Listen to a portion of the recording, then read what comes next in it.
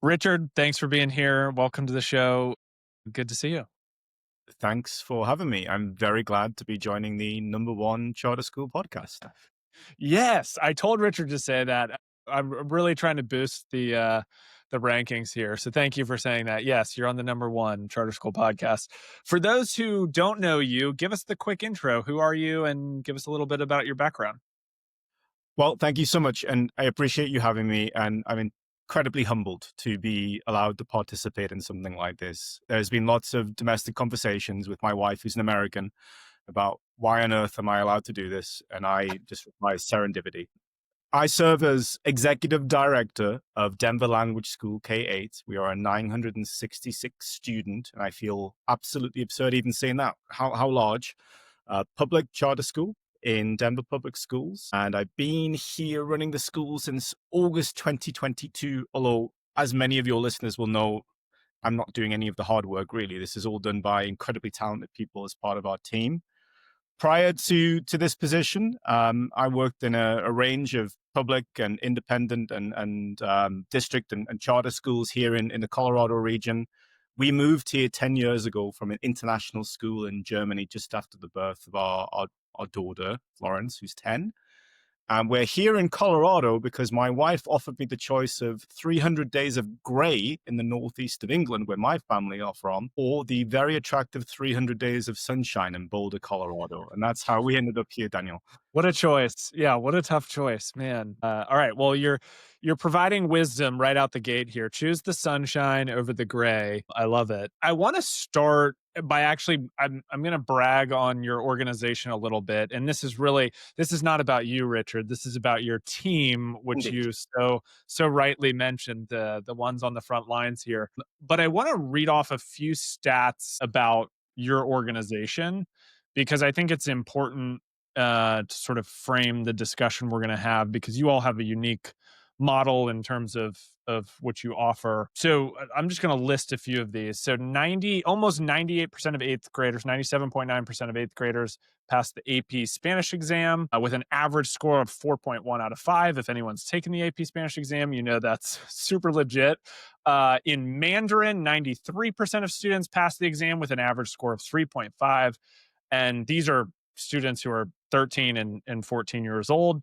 As in terms of the people in other states won't have a ton of context for this, but in terms of the Colorado School Performance Framework, which is K-8 public schools based on state level standardized testing, your school's rating of 92.3 out of 100 is the highest in the school's history, exceeding pre-COVID outcomes in language arts, mathematics, and science. And your school performance framework rating was 28th out of, let me get this right, 1,825 listed schools. So you're in the top, top 2%, top 1.5% of all schools listed. How is all of that possible for a single site school without the operational support, scale, backing, budget of a much larger organization? Multiple languages listed in there, really incredible outcomes. How is that possible for a school your size? Well, amazing accomplishments for the school. And as you're rattling them all off there, incredibly prideful as to the accomplishments of the community of students and faculty and families who've chosen this school. And we're really delighted with the bilingual outcomes, not just in the target language, which is the language for the majority of students' instruction. We don't hit 50-50 English until sixth grade, but also in Anglophone assessments, because whilst we are a K-8 immersion school, these students are going to many models of high school in Colorado and beyond. We accomplish it because of what I would say is strong belief in the mission and vision and purpose of the school, and a great sense of responsibility. Those of us who are choosing to work for Denver Language School and lucky enough to be working at Denver Language School, our ability to be stewards of this mission and to allocate resources, time, and effort in pursuit of this mission is in pursuit of outstanding academic outcomes. And so I think the reason we're able to get there is a single site charter within the context of all of the different levers here in Colorado. If we really drill down to it, Everyone is on the boat, rowing in the same direction towards the same goal. And this sharp focus on mission and vision, particularly our mission. And for the benefit of your audience, I'd just like to take a moment to share that, if that's okay, Daniel. The mission of our school is to achieve academic excellence and intercultural competence through language immersion education. So this focus hasn't changed since 2010. As we enter our late adolescence as a school, everybody who's working and attending the school knows what we're aiming for. And as a result, we can continue on our journey from great to excellent. And we are truly delighted with what we accomplished, and always trying to do a little bit more to ensure that more students are reaching excellence within our school model. And that's the major challenge for me as executive director. How do we ensure that our really high achieving public school here in Colorado continues to strive for how do we improve and better the outcomes for all of our learners? It's a real noble mission, and there's a joy I have in working towards something where we're all so unified and aligned. It's a good position to be in. I love it. Well, for any listeners of the show, our one guiding principle is that we don't do shows about academics. And you might be thinking, "Wow, are we breaking the model here?" And the answer is no. We're not breaking the model. And so I'm excited to kind of unpack the unique aspect of all of the academic outcomes that you all are pursuing. And you mentioned having the team kind of rowing in the same direction is a critical component of what you've been able to pull off. But we're going to be looking at this from the operational lens, and specifically, how do you align a budget to support a mission and a vision that's grand when the budget may not feel like it's quite as grand as the outcomes that you're pursuing. And I want to start with a quick question, because you mentioned, you all are an immersion dual language model, multilingual model. Could you just tell us a little bit about what are some of the unique fiscal operational challenges of a school that's doing a model like yours? And there's probably similarities to all sorts of other models that are that have unique aspects to them that put pressures on the budgets. Maybe you could just speak a little bit about that. No, of course. I think for the benefit of the audience, the model we run, we would label ourselves as an immersion school. But the practical upshot of this is that we are very labor intensive in terms of the number of employees we have working at the school in pursuit of that mission. And that means in reality, every kindergarten through fourth grade classroom, there is a universal model of one lead teacher and one teaching assistant per classroom, irrespective of student need. It's a general distribution of the benefit. On top of this model, because those classrooms are target language classrooms where the lead teacher and the teaching assistant are teaching and instructing in the language that we are acquiring, in our case, Spanish or Mandarin, we have to, in good faith, provide additional services in English across the entirety of our school. And as we move through the different grade levels and get to our middle school and get to the 50-50 model, we're offering the language of acquisition and an English language program. So the result of this is that we have more staffing responsibilities, and I use that vocabulary intentional, responsibilities to our mission, than a school that's maybe offering a single language model. So if you have listeners maybe offering a philosophically different model, which requires upon a large number of humans to facilitate student learning, then they might be coming across the same sort of pickle. How do you achieve your mission in pursuit of what you're searching to offer in the market, particularly in this landscape of choice, when you realize that your costs are higher? And in our case, our costs are higher because of our emphasis on adults, and our per-pupil funding is significantly lower than other schools operating in our marketplace. And so those two variables combined put Denver Language School and other schools, I'm sure, across the nation in a bit of a pickle. And that pickle, I think, is ultimately my responsibility to solve as head of school. So more humans per classroom and a lower per pupil creates this conundrum. And you mentioned compared to peers, that puts you all on a per classroom basis at a disadvantage on paper in terms of budgetary resources, what would you say? Like, could you give us some figures to ground us a little bit? Because everyone's operating in their Of own course. sort of per pupil, ecosystem in their brain. Can you just ground us a little bit in practically what that means, dollars and cents? Sure. So for us in the state of Colorado, if we're looking at accessible public information, which I'm sure we could maybe add to the notes of this podcast, Yeah, we'll link it. our revenue per student might come in around $2,400 before we start adding some local mill levies, which of course is in existence in the Denver marketplace. Other schools within our market here in Denver might be nudging above $15,000 per student on average. And there are a lot of good and reasonable reasons why that's the case. You know, the number of multilingual learners in the school, the free and reduced lunch status of the school, other factors, that are attending to the demographic of students at Denver Language School. But crudely put, we receive that 12,400-ish per child to operate with. And with that money, we are trying to compete and offer a really attractive model within a wonderful location like Denver. And so what we've chosen to do, for one of the finer point, is to run lean in some areas and spend in pursuit of our mission. And so the factoid that I would put together is a typical Denver classroom might spend around $2,800 per student in terms of adults in the classroom. At Denver Language School, because of our two adults in those classrooms model, universally applied, we're looking at somewhere between 3,300 and 3,700 on average. And so that discrepancy per year is an intentional choice. And this is maybe my message to your wider listeners. We made a decision as a school to spend a lot of money in the classroom when compared to non-classroom services because of our belief in what we wanted to have happen. We seek this bilingualism.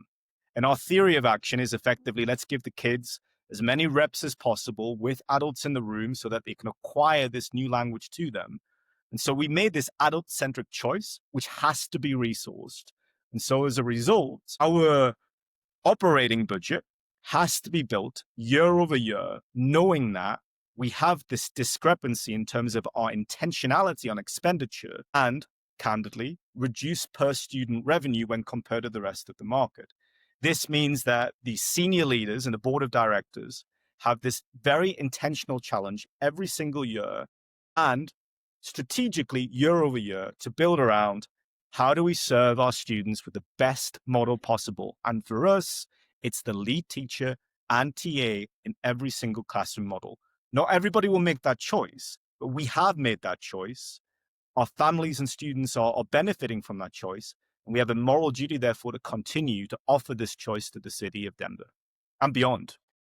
I think it's such an important point to note around you're almost flipping on its head how budgeting sometimes plays out in reality, right? Like a lot of times it's what do we have left over to invest in additional programming or in classroom supports or high intensive tutoring, whatever it may be.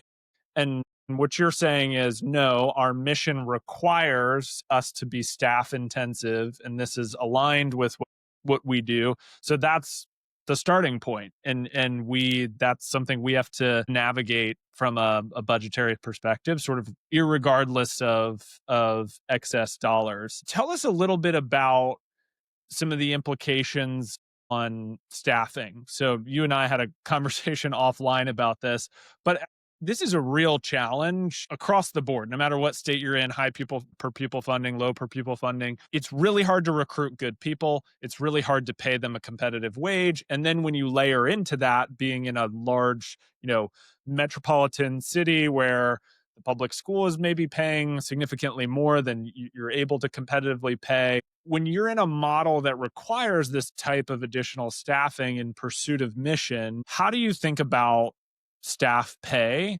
And what are some of the things that you all have done to sort of, for lack of a better term, approach it from a first principles perspective as opposed to this is the system we work in and we have no other choices?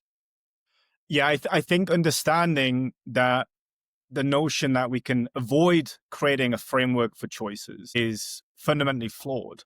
Whether or not we actively create choices or the architecture in which choices are made, or we inherit those systems, there is always a default.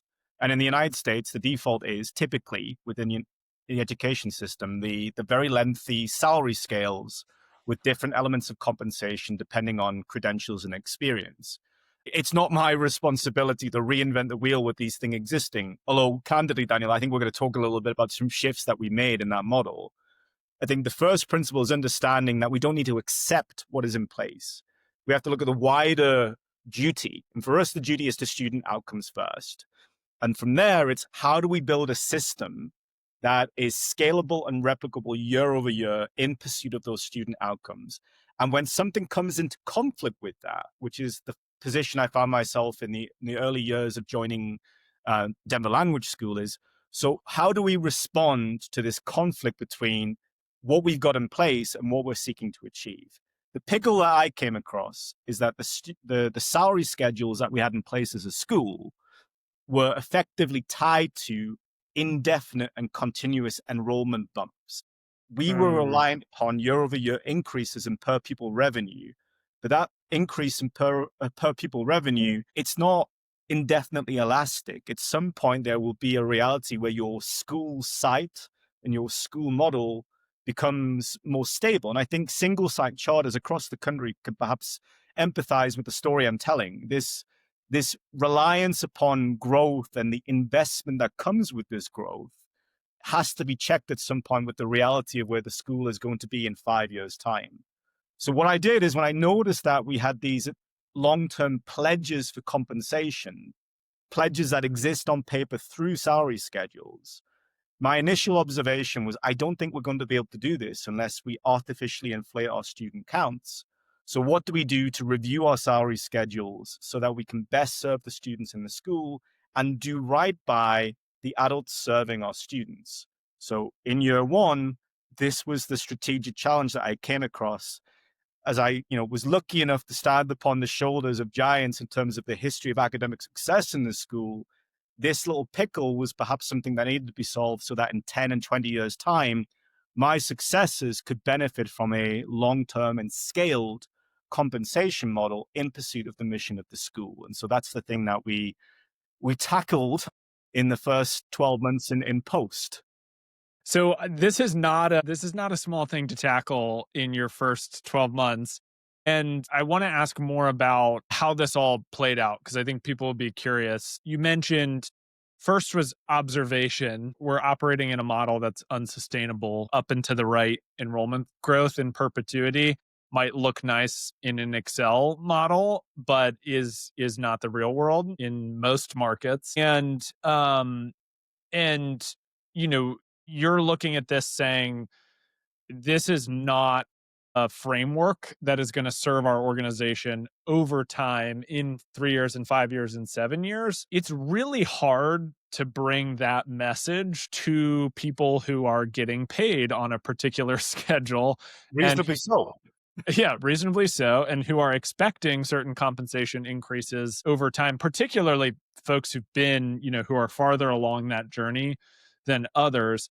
Tell us a little bit about, like, it's one thing to have the realization, it's another thing to then say to your leadership team or to your board, I'm a new executive director and I want to blow up the way that we do staff compensation. How did that conversation go? And what was the what was the message or the conversation like around what you're proposing the alternative to be? Yeah, and some nuggets of context for your listeners who may be in a similar sort of situation, particularly if they're at a single site charter. Our board at the time, I think, was 9 parents, 2 non-parents. And so I share that nugget because I think those of you listening who have a very parent-centric board, perhaps you're accustomed to the large interest these board members might have in the individuals' careers that their children have been through. So I think that's something to name here. I think for us, it was about slowly building the case, both empirically through the spreadsheets and through the anecdotes. And so I think having a strong, regular check in with the board chair and vice chair, which is a cadence of feedback that we have in our school. And I didn't lead with, hey, I've observed this on day one, we need to reinvent the wheel. It was, here's me narrating the experience I've been through. But we had a salary scale, for example, whereby an employee might take advantage of a benefit we had in place. We called it learning and leadership, where we would help them pay for an additional qualification. And so the school's resources would be spent on this qualification. And then immediately after that qualification had been achieved, the employee might move from one vertical column in our salary scale to another vertical column.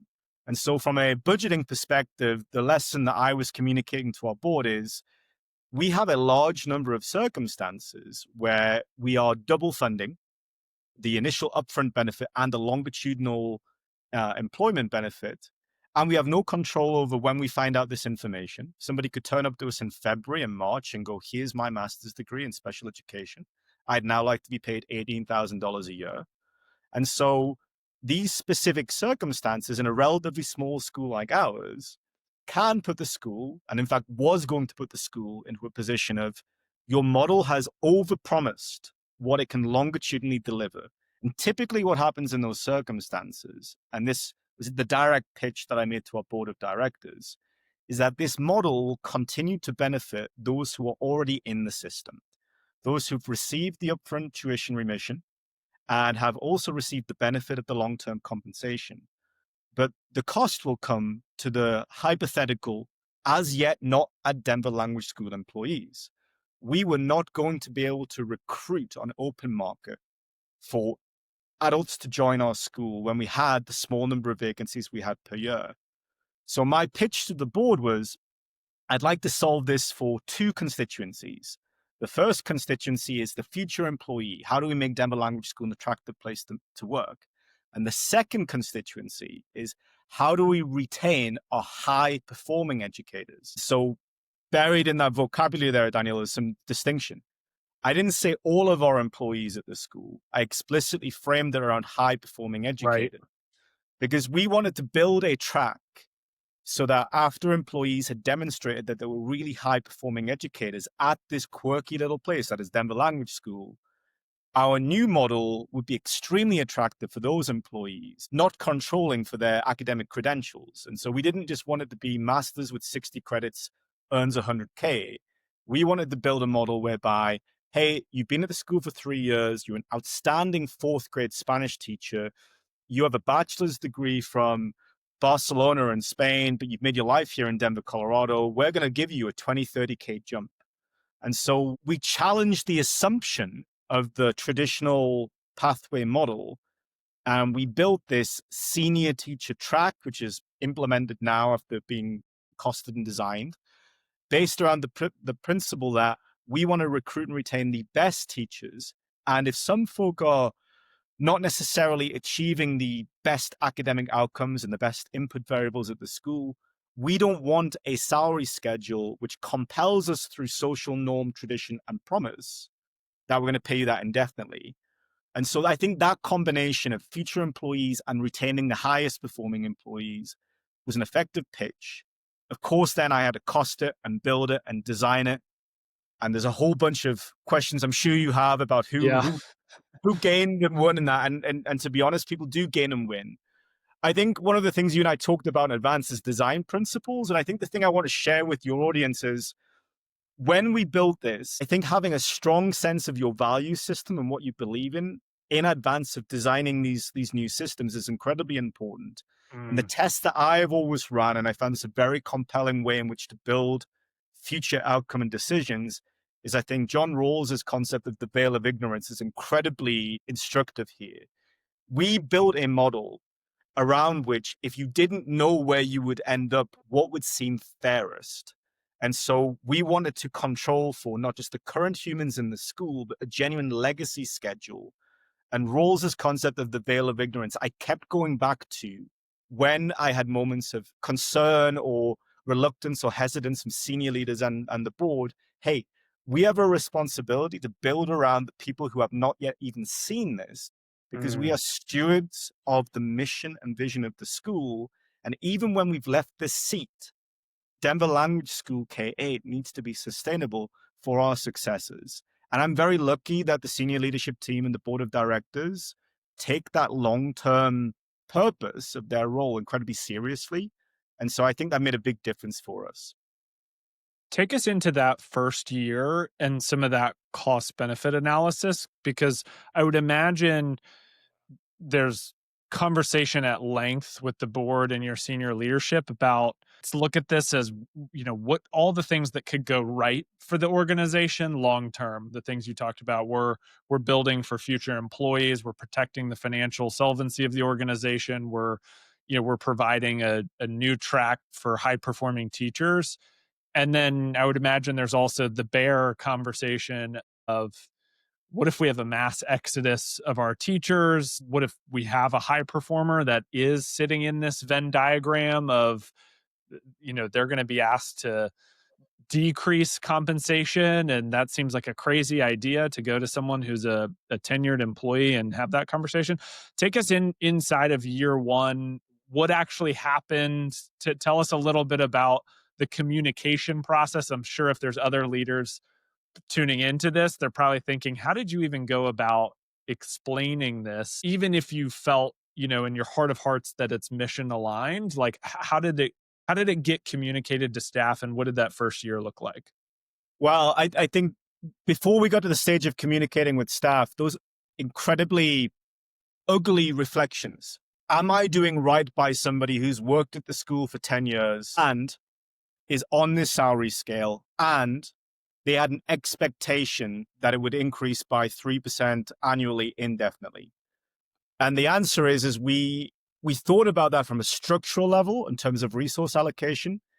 And I actively encourage the leaders within the school to run through humans in different seats in the school and think about, how would they feel? How would they respond? And then we got to quantifying the number of people who would lose out. I think one of the things you raised in your prompt there is the idea of a salary decrease. I think going back to the framing comment I made earlier and the choices we put forward, no employee received a salary decrease in terms of what was pledged on the salary scales that were in place. Now, those of us building budgets could reasonably argue that the inflation adjustment per employee purchasing parity calculations would go down. But I think for us, having that communicated norm to to staff that, hey, no one's going to get a pay cut, was important. And then when people came and met with us, we'd honestly admit, yes, we know that your de facto inflation adjustment pay is declining, but we're going to keep the promise that was put in place. So rule number one, no bait and switch. Whatever was the public salary scale when we came into the school and came across this reflection, we would honor that for all employees. What we wouldn't do with what we now call the old scale is we would never increase the base of that scale or adjust that scale again. So employees on the old scale were when we offered the comms on this, were guaranteed to stay on that scale indefinitely. We offered these employees the chance to move to the new scale if it was in their best interests. In fact, when we communicated to the employees, we created this lovable mail merge option where we give them, hey, if you stay on the old scale, you'll earn X. If you move to the new scale, Y, and your 3-year earning on each of these scales will be A, B, and C. There's a lot of information buried in that, but I think we were trying to be as transparent as possible. One of the reasons why I think making this decision from a position of intellectual reasoning first, understanding the implications of the choice and knowing what I believed in, is that I knew that the building level principals would be looking for support from me as an executive director. Easy for me to say. And then that's the job title. It's so ridiculous, I can't even say it. But in candor, when you're entering that space and those principals who are trying to do right by their staff are having these very tough conversations about the future earning potential of their teachers, I wanted to feel in good faith that I could enter those spaces, sit next to the principal, and look every employee in the eye and go, hey, you're one of the 8 to 12% of employees who will have a year over year decrease against inflation. And I'm still going to do this because it's in the Right. betterment and the best interest of the organization. And as a human sitting across the table from you, I will directly tell you that you lose out in this trade off calculation. And it would be disingenuous, I think, to do anything other than be honest about it. I think my senior leaders and our board of directors, if I were to give myself a little pat on the back here in a very egotistical and arrogant sort of way, I think what they appreciated about the process is that I was willing to own and participate in every Mm, single one of those one-on-one conversations for the small number of employees who would lose out. Secondly, and going back to the original prompt you gave me, we had to really evaluate about why do people work for Denver Language School? And one of the realizations we came to, and I'm sure many of your community of listeners could be thinking about as well, is in our environment, are we over reliant on the transactional, you work for us and here's the compensation? And right. do we undervalue the workplace environment? And for us, that's both a mathematical problem and a culture issue. Hmm. We, I think, undervalued the extent to which our employees feel a strong sense of belonging. So there are a few circumstances, Daniel, candidly, whereby the mathematical, boundedly rational calculation that Thaler would speak to, we were anticipating that in that trade-off analysis, people would leave us, that they would go and earn money in a different context, maybe another Mandarin or Spanish speaking school within the wider context of Denver. And we learned that the pull to stay at Denver Language School was so strong that in terms of resource allocation, we had overemphasized the extent to which salary was necessary. Now, don't mistake my commentary here, listeners. I'm not saying that we don't need to pay our teachers. Right. I'm saying purely in terms of fixed resource allocation, from a strategic and multi-million dollar budget perspective, we came to learn that there was more about Denver Language School that created a sense of belonging that we had recently undervalued. And I think some of that's context specific. This is coming out of the pandemic and a shortage of educators in the market. So I think there's a lot of reasonable reasons why schools like ours and like those of your listeners perhaps saw salary as a means by which to solve all problems. And I Sure. think our reflection on this is there's more to it. Sure. Yeah, it's that is super interesting, and I wondered about that as you were talking about this. I wanted to ask more about how culture kind of played a role in some of these strategic shifts because there is sort of there's a double-edged sword, right? The old adage is people who are in teaching always will tell you, I didn't get into teaching for the money, right? Like if I was doing this for the salary, I'd be doing something else. Teachers tend to be incredibly mission driven, and that extra 5K, 10K, you know, after taxes, after this and that, you know, isn't that much more meaningful potentially if everything about my organization and the mission and the people I get to work with are incredibly attractive and a key part of why I work for my school. So I do think that is sometimes overlooked while also maintaining, in the other hand, that yes, teachers are overworked and underpaid, like across the board, broadly speaking. And so we should absolutely advocate for higher salaries for them. How did this play out just practically after you got through some of these initial, you did the rollout, you sat and had the hard conversations. How quickly did you all as an organization realize benefits from this? Benefits, whether on the fiscal side or on the cultural side or both? Well, I think the timeline as I evaluate it now, and perhaps there's an element of rose-tinted spectacles reflecting upon something from fall of How many 2020. years in are you, just to orient the We listeners? are 3 years into this transition. So Okay, I three think the years way in. that I look at it is I begin working at the school in summer of 2022. I'm beginning to hear these anecdotes about mid-year $20,000 pay rises, by December, January, learning a little bit about the salary scale, reflecting upon it. By that spring, we had been through a calculus, and I think I'd established the urgency in the guiding coalition with the school leadership and the board.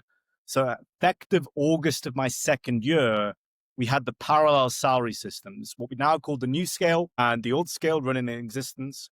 And that new scale immediately we were able to take pledges of or socialized understandings of 3% of everybody earning above X, and for the sake of argument, we'll say 65, 70K, reallocate that money into increasing the compensation for all of our teaching assistants by 15%, and increasing our starting salary significantly from $45,000 to closer to $50,000 at that stage. And this is a combination of variables. I think those people who run behind the scenes of schools will know it wasn't just on the salary scale changes that I was able to make that shift, but I wouldn't have been able to make the promise of the future commitments without having greater control and constraints in place for all subsequent hires. So I think a second thing we were able to do immediately is when recruiting to the school, instead of having a first year new employee salary of anywhere between 45 and 70,000, I was able to contract the budgeted cost of a new teacher to be between 50 and 61 and some change. And then now we're at a stage whereby the constrained range for a new teacher at the school is between 54,000 and 62. So the gap has definitely contracted. And so from a budgeting perspective, I can get greater accuracy for a greater number of roles, which has the absolute benefit of year over year increases in predictable compensation for all employees. I think what happens is CFOs and executive directors or heads of school or whatever job titles are, wherever you are in the United States, is you find yourself unable to make long-term financial commitments because someone says, I don't know how much it's going to cost. And Right. what I heard at least was that's in our control. We have control over that choice of range. And so in Colorado, where ranges have to be published on advertised jobs, when we have someone who wants to come work at the school, we know exactly how much it's going to cost when they join the school. And I think in terms of the culture, we learned a little bit about who was working at the school, what they valued about the school. We had some very direct conversations with people where they said things like, hey, I love working here, but I can go and work for the district dual language program and earn an extra 20K per annum indefinitely. And that's going to be for my pension. To which my commentary is along the lines of, good for you, like great choice. Right. Right. And when you make that choice, just in case you don't know, there won't be a teaching assistant in that room with you. And because it's a dual language school, not an immersion school, instead of you working X hours a day, you're going to work X plus 1 hour a day. And have you included that calculation? And the mission attracts to our schools students with a dedication to the purpose, whereas some of the dual language schools in the district are neighborhood bound. So have you controlled for mission alignment of the students and families? And for some people, they reflect upon this kind of trade-off analysis and go, hey, I didn't think about that. And for some, they very reasonably go, hey, but I'm going to go earn an extra 25K working in Title I school in the northeast of Denver. Right. I think for me, at the heart of all of this is let's have folk know what choices are available. Let's be unashamed about talking about the wider benefits of working for Denver Language School. Let's really promote this culture of excellence and this desire to move from great to excellence in all domains of the school. And let's have people on the boat rowing in the correct direction who really believe in what we're doing. And so after having brought this change in at the end of school year 22-23, we've kept about 80% of our employees since then. Hmm. Our year-over-year retention rate, in a bad year, we keep 91% of employees. And so in comparison to the wider front range market, in comparison to the wider charter governance model market in the United States, we do really well, despite the fact that, hand on heart, I know every single employee could leave me tomorrow, go work for another organization or school, and earn, in many cases, 10, 11, 12, 13% extra. And I think we've no longer hidden behind I the was going to say you're not hiding behind that truth. because we can't do anything about that truth Right. short of tearing up the mission and reallocating resources, which I think you heard at the beginning of the podcast. That's a non-negotiable. So being clear about who we are and what we believe in, we are able to do that as a charter with the specific purpose and a reason for existence. And I think my message to peers in my seat and other single site charters is lean into who you are, Hmm. really elevate the value proposition to both your families and students, as well as your employees, about the benefits of being on board and being mission aligned. Reflect upon whether or not your mission is constant and true, and then make decisions around that. I recognize that other folk are going to be in different circumstances with different decision-making frameworks. But I think the universal feedback I would give is about clarity on mission there. And then, hey, if you're going to make a decision and you really believe in it, own it, do the math for your board and be Do the able work. Yep, do the work. to do the work. There's no getting around from doing the work. But ultimately, I think people listening to this know if you do the work but don't communicate it with integrity, with clarity, and with decency, no one is going to believe in it. Or, as I was reasonably anxious about, is am I going to be perceived as a tyrannical dictator by the families Mm, of the school because I've chased away all of the wonderful staff at Denver Language School? right. And I really worried about that, but it didn't abdicate the responsibility for the future of the school. And I think when people heard me talk about the trade off analysis and the reality of where we were and what we are trying to achieve, ultimately, humans are capable of making those choices, even when they know that the choice made for their workplace by their employer doesn't necessarily benefit them. So I have in my head now the ones that got away, brilliant teachers who I'd love to have back at the school. And I Mm, think what I would say in good conscience is that even if they left from a position of feeling like they lost out in this trade-off analysis, I know that, or at least the story I tell myself, is that the conversation was honest and frank enough that the door is always open at both sides. And I'm very grateful for that. And I think, just to be quite explicit on where I come from, my wife is a classroom teacher. In a different life, I worked in Germany and I was the trade union rep for the school. So I have a strong understanding, I would say, of the classroom teacher experience. And of all of the levers, I think school leaders can pull in pursuit of outcomes for the organization, particularly when those levers are in conflict with maybe the staff benefits and incentives. I think the best thing we can do is to be honest about our motivations and what we're trying to achieve. mm. That's so good. All right, so as we come to a close here, I feel like I have to ask this, and you've hit on a lot of this, but anything reflecting on this journey that you would have done differently? You're 3 years in now. We've talked, you've emphasized a lot of things that maybe come to mind just around transparency, clarity, own the decision, sit with your people. Any other kind of final advice for other leaders who might find themselves, and it doesn't even have to be a staffing compensation change, it could be introducing change on a broad scale across a number of different things. Any other kind of wish I could have done this differently or maybe accelerated the way I did this? I'm sure it didn't play out exactly perfectly as you had hoped. Yeah, I think the initial thought I have is there are a few things I'm really glad that I didn't do that I want to raise, which is there are a few occasions when I was super tempted to, if I just give a stipend here, I can keep this person Mm, around. that's really interesting. And I Right. super tempting. And I think everybody who goes through this process will have that moment where they've built this system around the general employee and then they have that unicorn and the Right. If temptation we is lose strong. Richard, it's game over. Yeah. And my response to that is credibility is king. And if you lose public or perceived credibility on this, then there are spillover effects that will go down the line. And that's one thing. But to directly answer your question, I think I underestimated the showing my working out. Mm, The mathematical implications for this are quite significant. I identify as being relatively numerate and comfortable in living the world of spreadsheets.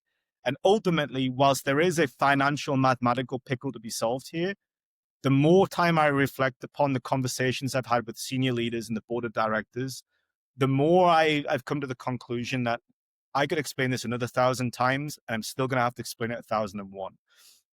People typically within our field, they can be reassured by your confidence with numbers, but the more opportunities I can have to present these numbers in different ways, even in preparation for this podcast, Daniel, this is the first time that I've really thought about the per adult student spend in comparison to a district classroom. mm, And I shared it with my board, and I had two members of my board immediately say, this helps us better understand what you're spending on a classroom in kindergarten. And I immediately felt like, all right, numpty, why didn't I do that earlier? Why couldn't I have communicated this a different way? So I think what my assessment would be is If I could go back and have another 5 conversations, I probably would. And as everybody listening to this will know, time is zero sum, and we're unable to magic up any more time from thin air. And that might be why we're all in this profession trying to do good and right by the world, because we are trying to do best by kids, and we know that we don't have enough time to do all the things we need to do. And so that would be my reflection. I probably better communicate more frequent with my board on things that I think were mathematical calculations, but in all of those mathematical calculations, ultimately are humans. And our board, and I imagine the board of many single-site charters, they just want to know about the stories of the people involved. And I think upon reflection, I could have done that better.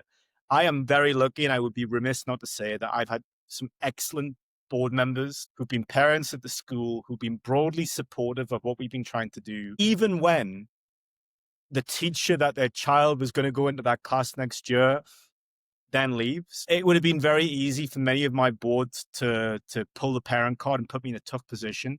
And I've never felt like that at any stage at Denver Language School. And I'm very grateful to be in that position. And I can only hope that my peers in charter schools around the country are in a similar sort of position. Amazing. All right. Well, Richard, as we come to a close, where can people go to learn more about DLS or to connect with you? Well, that's a work in progress because we've recently put some money into a new website, but our website is www.denverlanguageschool.org. I have a LinkedIn profile, and sadly, my alliterative, silly name makes it quite easy to find me. My wife tells me I need to update the photograph because I don't look like that anymore. I don't know if to take that for compliment or not. And I used to have Twitter in a past life, but I can't be done with it anymore. I think it's spilled over into nonsense. So those are the best things. I, as a listener to your podcast, heard somebody say what I'm about to say, and I followed up. You had a colleague from Windsor say, "Hey, if you want to ask me more questions, get in touch," and I did. And so I think, in the spirit of what I think this podcast is really well, I'd like to pay it forward. If somebody has heard something I've said today and isn't completely annoyed by all of my nonsense, I'm happy to have a chat. We could set something up via email. I can help in any way. I'd love to be able to help. And if I can't, there are many better episodes than this one. And Daniel does a great job making this available. Oh, that's very kind and super gracious of you, Richard. We super appreciate you coming on. I have to ask this before we drop. Any other resources that you might recommend? Maybe someone says, I don't want to talk to Richard, but I am intrigued enough to check out a book or article or something like that. Anything else that we can link in the show notes? Yeah, I give a shout out to a couple of books. I think a very accessible book that's really influenced me is a book called Thinking in Bets by Annie Duke. I mentioned earlier Rawls and his theory of justice. That as a very popular philosophy 101 thing. Look at me borrowing Americanisms 101s. And then I think the classic one 20 years ago was the Freakonomics book, but the version that I would maybe nudge people towards now, and I've given away the title, is Thaler and Sunstein's Nudge, which I think is excellent. And at the heart of that book, and at the heart of what I've been thinking about a lot, is we as leaders cannot abdicate the responsibility for either the default or the choices we put in place. That moral responsibility is really important. And I think building up our position of understanding our value system, I know it feels very highbrow sometimes, but we've got to put the yards in and read on this because it's complicated and humans need our best selves. Perfect place to end. Richard, thanks so much again for coming on. Really grateful to be here, and thank you for having me. It was a big risk, and I'm glad you took it. All right, everyone. That's it. Thanks for listening to Charter School Insider. This show is brought to you by BuyQ, the group purchasing organization specifically for charter schools. Want to learn how to maximize your school's purchasing power? Join together with thousands of other charter schools by visiting buyq.org/sign-up. BuyQ's purchasing program is free and has no obligations or commitments required. If you enjoyed today's episode, do us a favor and subscribe on your podcast listening platform of choice. If you have a question or feedback for us, we'd love to hear from you. Send us an email at podcast@byq.org. Thanks, and we hope you'll tune in for the next one.